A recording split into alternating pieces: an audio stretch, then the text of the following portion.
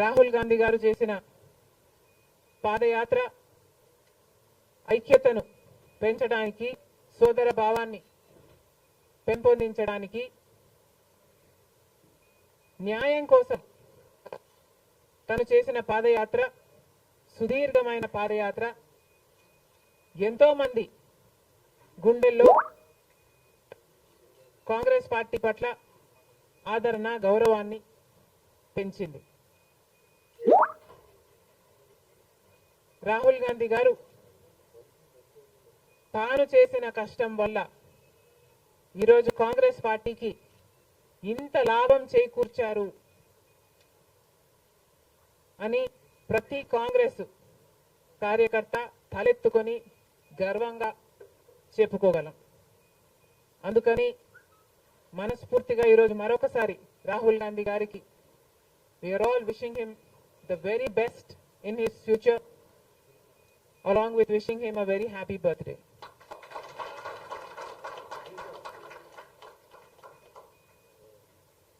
अब की बार 400 पार अंदी BJP party. అలాంటి పార్టీ కూడా ఈరోజు చిటికలు పడేటట్టు చేయగలిగింది రాహుల్ గాంధీ గారు, ఇండియా బ్లాక్.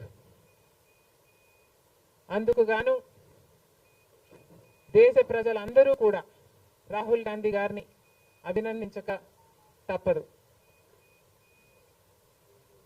బీజేపీ పార్టీ ఒక మతతత్వ పార్టీ అని మతం పేరుతో చిచ్చు పెట్టడం, ఆ మంటలో చలి కాచుకోవడం బీజేపీ చేస్తున్న రాజకీయాలని మణిపూర్ ఘటన ద్వారా రుజువు అయింది. కాబట్టి బీజేపీ చేస్తున్న పొరపాట్లన్నీ ప్రజలు గమనించారు. కాబట్టి ప్రభుత్వానికి చెందిన ఆస్తులైతేనేమి వాళ్ళ బినామీలకు కట్టే ప్రయత్నం చేస్తున్నారు. కాబట్టి ఈరోజు బీజేపీ చేస్తున్న అరాచక పాలన వల్లనే ఈరోజు బీజేపీ పార్టీకి మెజారిటీ తగ్గడానికి కారణం.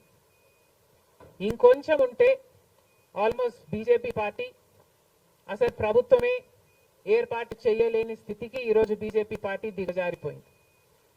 ఇలాంటి ప్రభుత్వం ఎన్ని రోజులు ఉంటుందో చెప్పలేని పరిస్థితి ఈరోజు ఉంది. కేంద్రంలో బీజేపీ పార్టీ అధికారంలో ఉంది అన్న మాటే తప్ప పవర్ మాత్రం ఈరోజు బీజేపీ చేతిలో లేకుండా పోయింది. ఎందుకంటే ఈరోజు బీజేపీ పార్టీ వాళ్ళ స్ట్రెంగ్త్ కోసం ఇతరుల మీద డిపెండ్ అయ్యే పరిస్థితి ఈరోజు బీజేపీ పార్టీకి కల్పించడంలో కాంగ్రెస్ పార్టీ, రాహుల్ గాంధీ గారు, ఇండియా బ్లాక్ సక్సెస్ అయ్యారు. దేశవ్యాప్తంగా ఇది పరిస్థితి అయితే ఇక రాష్ట్రంలో చంద్రబాబు గారు కూటమి, పవన్ కళ్యాణ్ గారు బీజేపీతో కలిసి ఇక్కడ ప్రభుత్వం ఫామ్ చేయడం జరిగింది. ఈసారి జరిగిన ఎన్నికలు రాష్ట్రంలో చాలా విచిత్రంగా, అన్ప్రిడిక్టబుల్గా, అన్ప్రెసిడెంటెడ్గా ఈ ఎన్నికలు నిలిచాయి. కారణం ఏమిటి అంటే ప్రజలు చాలా డిసిసివ్గా ఒక నిర్ణయం తీసుకున్నారు. మాకు మార్పు కావాలి అన్న నిర్ణయం ప్రజలు తీసుకున్నారు. కాబట్టే ఈ ఎన్నికలు ఒకే డిసిషన్ మీద ఆధారపడి జరిగిన ఎన్నికలు. For Jagan, against Jagan. ఒకటే డిసిషన్ గా ఈ ఎన్నికలు నిలిచాయి. For Jagan or against Jagan. Against Jagan అన్న మార్పు కావాలి అన్న ఈ గట్టి డిసిషన్ ప్రజలు తీసుకున్నారు. కాబట్టి ఈరోజు వాళ్ళ ఓటు వేస్ట్ కాకూడదు అన్నట్టుగా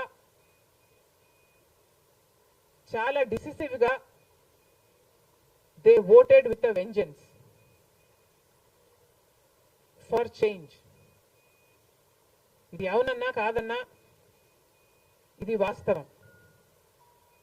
కేవలం అంత గట్టి నిర్ణయం ప్రజలు తీసుకుని మార్పు కావాలి అన్న అంత గట్టి డిసిజన్ తీసుకున్నారు. కాబట్టి ఇన్ ద ప్రాసెస్ ఈరోజు కాంగ్రెస్ పార్టీ కూడా అనుకున్న మేరకు పర్ఫామ్ చేయలేకపోయింది. కాంగ్రెస్ పార్టీ కూడా కేవలం నెల రోజుల ముందు సర్వే చేస్తే Congress party vote share between 6 to 7% ఉంది. దాన్ని మేము కష్టపడి పనిచేస్తే నేనే స్వయంగా 64 కాన్స్టిట్యుయెన్సీల్లో క్యాంపెయిన్ చేయడం కూడా జరిగింది. వీటన్నిటితో కనీసం 8% దాటుతుంది అని కాంగ్రెస్ పార్టీ ధీమాగా ఉంటే అది కూడా జరగలేదు. కారణం ఏమిటి అంటే ప్రజలు చాలా డిసిసివ్గా వాళ్ళ ఓటు వేస్ట్ కాకూడదు, ప్రభుత్వం ఎలాగైనా మారాలి, మేము మార్చాలి అన్న డిసిషన్ తీసుకున్నారు కాబట్టే ప్రజలు కాంగ్రెస్ పార్టీకి కూడా ఓటు వేయడానికి ఆలోచన చేయడం జరిగింది. ఏది ఏమైనా కాంగ్రెస్ పార్టీ ప్రజల గుండెల్లో స్థానం సంపాదించుకోవడం మొదలుపెట్టింది. ఇది ఇలాగే అంచెలంచెలుగా పెరుగుతూ పోతుంది. రాహుల్ గాంధీ గారి నాయకత్వంలో మేమందరం కూడా కష్టపడి పనిచేయడానికి సిద్ధంగా ఉన్నాం. అటు కేంద్రంలోనైనా ఇటు రాష్ట్రంలోనైనా కాంగ్రెస్ పార్టీకి మంచి భవిష్యత్తు ఉంటుందని 2029 కల్లా మేము ఒక మంచి పొజిషన్లోకి రాగలమని నమ్మకం మా అందరికీ ఉంది. ఈరోజు చంద్రబాబు గారు ముఖ్యమంత్రి ప్రజల తీర్పును గౌరవిస్తూ ఆయనకు మరొకసారి శుభాకాంక్షలు తెలియజేస్తుంది కాంగ్రెస్ పార్టీ. అలాగే చంద్రబాబు గారికి మరొకసారి గుర్తు చేస్తుంది కాంగ్రెస్ పార్టీ మన రాష్ట్రానికి రావాల్సిన ప్రత్యేక హోదా. ప్రత్యేక హోదా అన్నది ఆంధ్ర రాష్ట్ర ప్రజల ఊపిరి. 10 సంవత్సరాలుగా మోడీ గారు బీజేపీ పార్టీ ప్రత్యేక హోదా విషయంలో ఆంధ్ర రాష్ట్రాన్ని ఆంధ్ర ప్రజలను మోసమే చేశారు.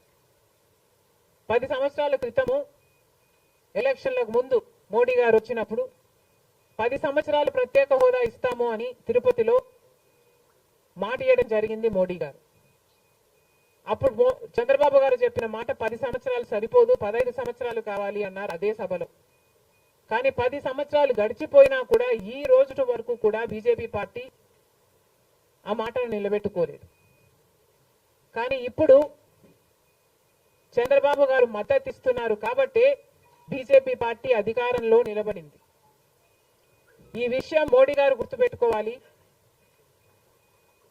ఎందుకంటే ఈరోజు ఆంధ్ర రాష్ట్ర ప్రజల ఎన్నుకున్న ఎంపీలు కనుక బీజేపీ పార్టీకి చంద్రబాబు గారు మద్దతు ఇవ్వకపోయి ఉంటే అసలు బీజేపీ పార్టీ అధికారంలో ఉండే ప్రసక్తే లేదు. ఈరోజు బీజేపీ పార్టీ అధికారంలో ఉంది అంటే దానికి కారణం ఆంధ్ర రాష్ట్ర ప్రజలు అని మోడీ ఇప్పటికైనా గమనించాలి. చంద్రబాబు గారికి మరొకసారి గుర్తు చేస్తున్నాం.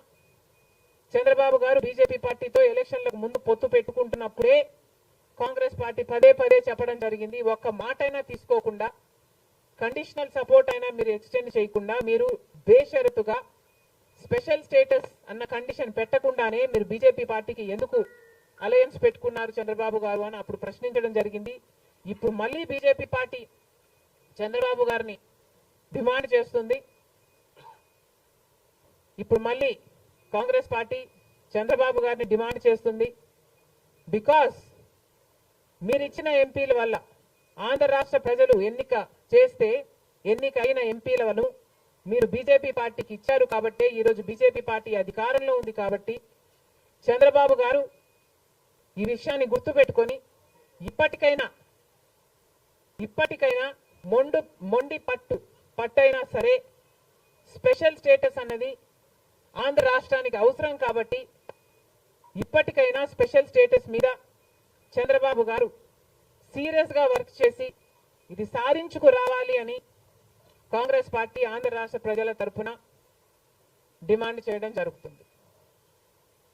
ఒక స్పెషల్ స్టేటసే కాదు, పోలవరం ప్రాజెక్టు కూడా ఉంది. పోలవరం ప్రాజెక్టుకు చంద్రబాబు గారు 2 రోజుల క్రితం వెళ్ళడం జరిగింది. నిజానికి పోలవరం ప్రాజెక్టు రాజశేఖర రెడ్డి గారి ఆలోచన. 2004లోనే రాజశేఖర రెడ్డి గారు 10,000 కోట్లతో 20 లక్షల ఎకరాలకు నీళ్లు ఇవ్వాలి అని తలపెట్టిన ప్రాజెక్టు పోలవరం ప్రాజెక్టు. రాజశేఖర రెడ్డి గారి హయాంలోనే కుడి ఎడమ కాలువలు పూర్తి చేయడం జరిగింది. ఆ కాంగ్రెస్ హయాంలోనే 4,500 కోట్లు అంటే దాదాపుగా 40% పనులు పూర్తి చేయడం కూడా జరిగింది. కానీ తర్వాత అధికారంలోకి వచ్చిన చంద్రబాబు గారు పోలవరం ప్రాజెక్టు కాస్టును అమాంతంగా 29,000 కోట్లకు పెంచారు.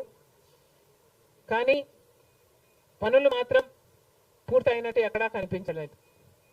2018 కల్లా నేను పూర్తి చేస్తాను అని రాసి పెట్టుకోండి అని చంద్రబాబు గారు ఆ రోజు అసెంబ్లీ సాక్షిగా ఛాలెంజ్ కూడా చేశారు.